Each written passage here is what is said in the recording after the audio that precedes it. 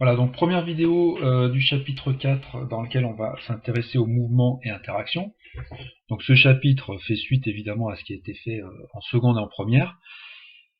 On va commencer par des éléments de cinématique. Donc les éléments de cinématique, ce sont des outils, essentiellement mathématiques, qui vont nous aider à décrire le mouvement, mais sans s'intéresser aux causes du mouvement. Premier outil qui va nous servir pour décrire le mouvement, c'est déjà être capable de repérer un point dans le temps et dans l'espace. Donc dans le temps, c'est facile, il suffit d'avoir un chronomètre, savoir quand il est parti pour savoir où on en est dans son mouvement.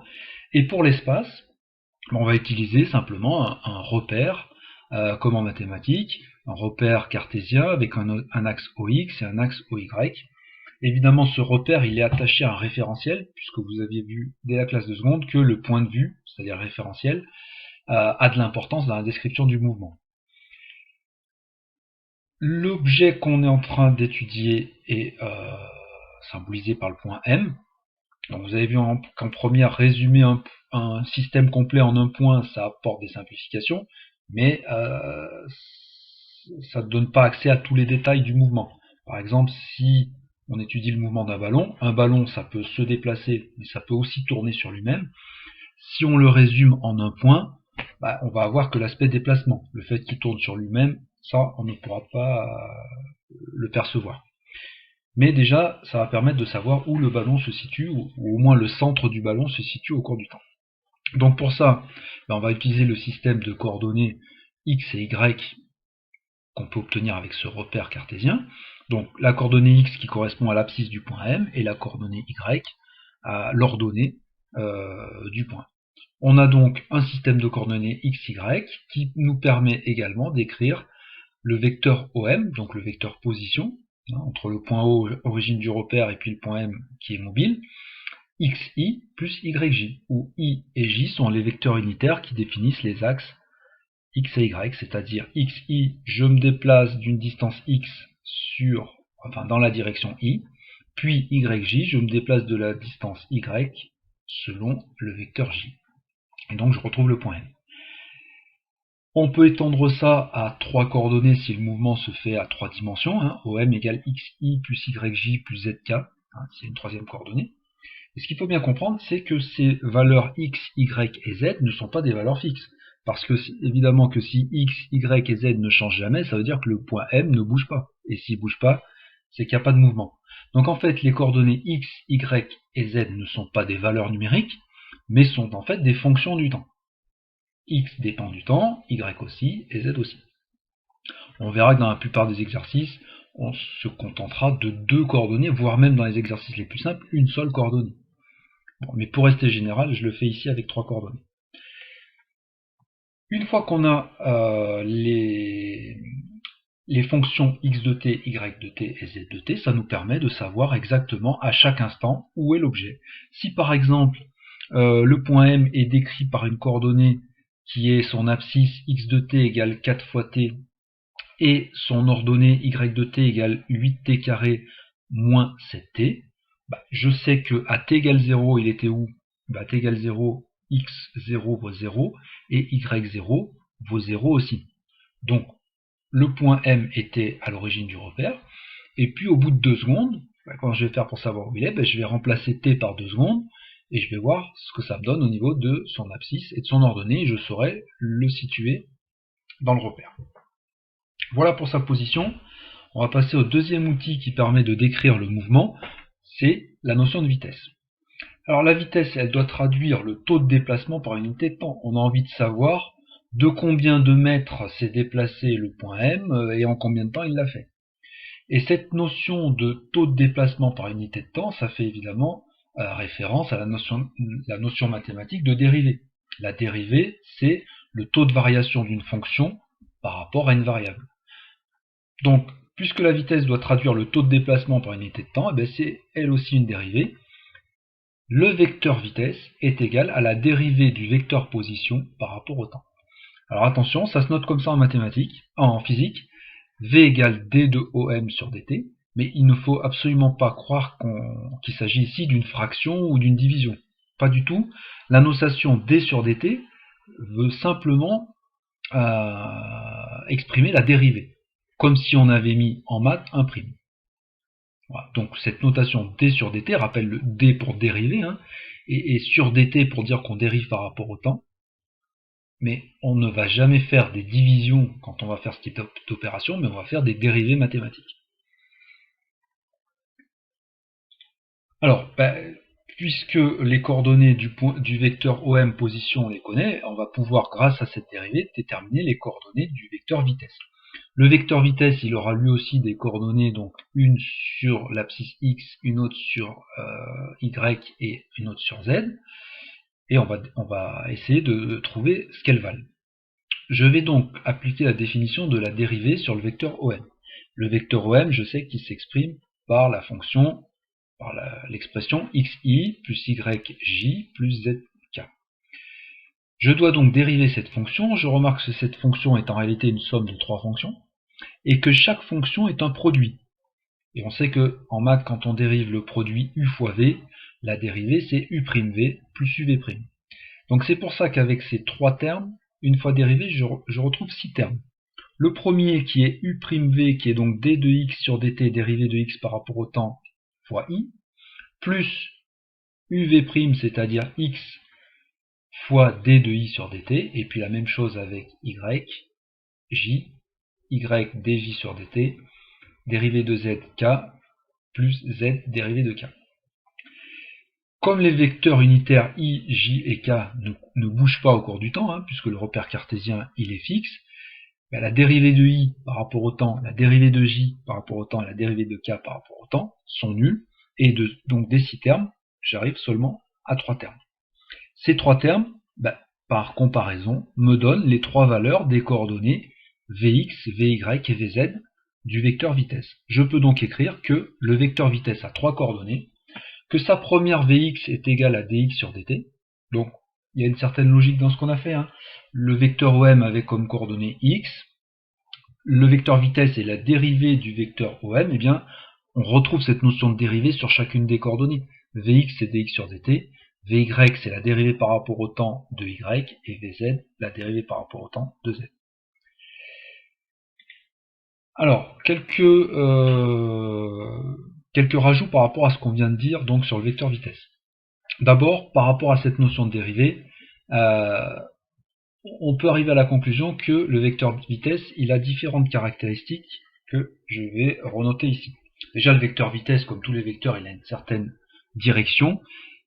À cause de cette notion de dérivée, cette direction, elle est toujours tangétoire. Deuxième point, le sens. Le sens du vecteur vitesse est toujours dans le sens du mouvement. Et puis si je veux connaître la longueur du vecteur vitesse, eh bien je vais appliquer le théorème de Pythagore étendu, c'est-à-dire la somme des carrés des coordonnées. Le vecteur Vm est égal à la racine carrée de Vx carré plus Vy carré plus Vz carré. Donc comme tout à l'heure pour l'exemple du point M qui était mobile et qui avait comme coordonnées x de t égale 4t et y de t égale 8t carré moins 7t, essayez de déterminer la vitesse que le mobile aura 2 secondes après le début de son mouvement. On corrigera ça en classe. Le vecteur vitesse ne suffit pas à décrire complètement le mouvement. Pour quelle raison? Parce que le vecteur vitesse n'est pas forcément un vecteur qui est constant.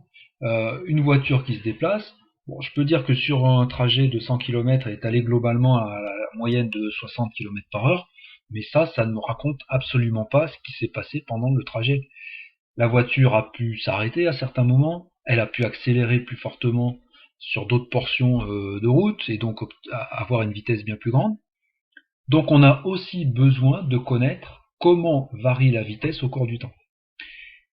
Et donc, on va à nouveau avoir affaire à une dérivée. Puisque la vitesse permettait de savoir comment variait la position au cours du temps, si on a envie de savoir comment varie la vitesse au cours du temps, eh bien on va à nouveau faire une dérivée, et cette dérivée porte le nom d'accélération.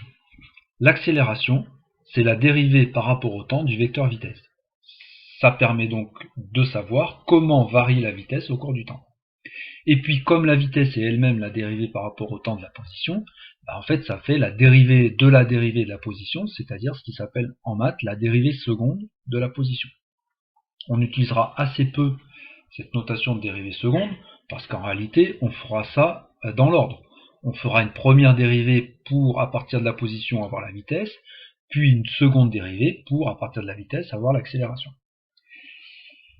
En première, vous aviez fait une première approche de cette notion de variation de vitesse à travers le vecteur qu'on avait appelé delta V, vecteur variation de vitesse. Et bien en fait, on se rend compte que si ce vecteur delta V on le divise par le temps écoulé, donc par delta t, eh bien on arrive à l'accélération. On peut faire le même type de démonstration qu'on a fait tout à l'heure entre les coordonnées de la position et les coordonnées de la vitesse, mais on va le faire maintenant avec les coordonnées de l'accélération. Donc l'accélération aura trois coordonnées, AX, AY, AZ, que j'obtiens en faisant la dérivée des coordonnées du vecteur vitesse. Et on avait vu que les coordonnées du vecteur vitesse, c'était dx sur dt, dy sur dt et dz sur dt. Et j'obtiens donc, je passe la démonstration, c'est la même que tout à l'heure, j'obtiens donc que l'accélération, c'est la dérivée par rapport au temps, donc sur x, sa coordonnée x, la dérivée par rapport au temps de vx, c'est-à-dire aussi la dérivée seconde par rapport au temps de x. AY, c'est la dérivée par rapport au temps de la coordonnée y de la vitesse, c'est-à-dire vy, et pareil pour z. On peut donc, si on reprend l'exemple, déterminer quelle est l'accélération de ce mouvement décrit par les coordonnées qui sont là. Pour ça, on dérive une première fois, on a la vitesse, on dérive une seconde fois, et on a l'accélération. Voilà, comme tout à l'heure pour le vecteur vitesse, le vecteur accélération a certaines caractéristiques qu'il faut connaître. Sa direction, donc c'est la même que delta V, on verra dans les activités comment on peut le déterminer. Son sens, c'est le même sens que delta V, et sa norme, même type de formule que pour la vitesse, racine carrée de la somme des coordonnées au carré. Voilà, on a défini les trois outils position, vitesse et accélération qui vont nous permettre de décrire des mouvements, et on va voir quatre types de mouvements à bien connaître. Donc je vais passer un peu vite là dans la vidéo, mais on va reprendre en détail par la suite ces quatre mouvements qu'il faudra vraiment savoir reconnaître par cœur et dont il faudra connaître les caractéristiques. Premier mouvement, le mouvement rectiligne uniforme. Donc rectiligne en ligne droite et uniforme, ça veut dire que la vitesse est constante. Si la valeur de la vitesse est constante et qu'en plus le mouvement est rectiligne, ça veut dire que le vecteur vitesse est constant. Si le vecteur vitesse est constant, alors l'accélération, vu que c'est la dérivée par rapport au temps de la vitesse, sera nulle. Donc premier mouvement qu'il faut bien connaître, les mouvements dont l'accélération, le vecteur accélération est nul, et que donc le vecteur vitesse est constant, est automatiquement un mouvement rectiligne uniforme. Deuxième type de mouvement qu'on va rencontrer, les mouvements rectilignes uniformément accélérés. Donc uniformément accéléré, ça veut dire que ce qui est uniforme, c'est pas la vitesse, mais c'est l'accélération. Donc ça veut dire que le fait qu'il soit aussi rectiligne, que le vecteur accélération est une constante. Et que la vitesse du coup évolue. Troisième type de mouvement, le mouvement circulaire non uniforme. Donc là on verra en classe, on détaillera davantage qu'on va laisser tomber le repère cartésien. Le repère cartésien il est très pratique pour les mouvements qui sont rectilignes, à la limite combinaison d'un mouvement rectiligne et d'un autre mouvement, par exemple un mouvement parabolique. Mais pour un mouvement circulaire, on va faire appel à un autre type de repère. On choisira le repère de Freinet, donc toujours avec deux vecteurs unitaires. Le vecteur unitaire petit n qui par rapport au cercle que constitue la trajectoire va du point qui est en train de bouger vers le centre du cercle. Et deuxième vecteur unitaire, le vecteur qui est tangent au cercle, c'est-à-dire perpendiculaire au vecteur n. Vecteur normal pour petit n et vecteur tangentiel pour petit t. Comme la vitesse est toujours tangente à la trajectoire, la vitesse va s'exprimer sur t et pas sur n. Et le vecteur accélération, dans le cas d'un mouvement circulaire non uniforme, s'exprimera aussi bien sur n que sur t. Il aura donc deux coordonnées, AN et AT. Dernier type de mouvement, le mouvement circulaire uniforme. On fera la démonstration qui lui n'a qu'une coordonnée sur n. Il est donc radial au cercle.